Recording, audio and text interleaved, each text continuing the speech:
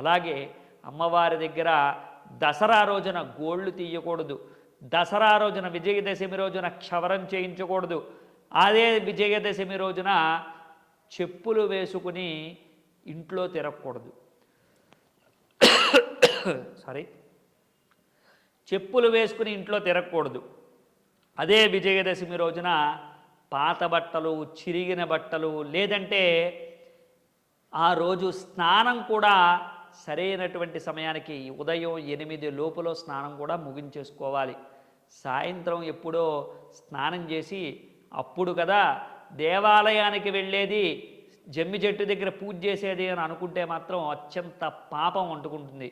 ఉదయం 8 గంటల లోపల తలారా స్నానం చేసేయాలి, ఇల్లంతా శుభ్రంగా శుచిగా పెట్టుకోవాలి. అంతేకాదు చెయ్యకూడనటువంటి మరొక విషయం ఏంటంటే ఆ రోజు భోజనం కూర్చుని మాత్రమే తినాలి. ఆ రోజు తిరుగుతూ ఇల్లంతా తిరుగుతూ భోజనం చేసినట్లయితే అత్యంత పాపం మూటగట్టుకుంటారు. అంతేకాదు దసరా రోజున అందరితో కలిసి భోజనం చేయటమా లేదా ఒంటరిగా భోజనం చేయటమా ఎలా చేసినప్పటికీ కూడా అమ్మవారి యొక్క ప్రసాదాన్ని భోజనం చేస్తున్నట్టుగా భావన చేయాలి తప్ప ఉప్పు ఎక్కువైంది, లేకపోతే కారం లేదు, చప్పగా ఉంది, ఇలాంటి మాటలు మాట్లాడకూడదు. చక్కగా శుభాన్ని మాట్లాడుకుంటూ భోజనం చేయాలి. తక్షశిల మీడియా ఛానల్ని సబ్స్క్రైబ్ చేయండి, లైక్ చేయండి, షేర్ చేయండి.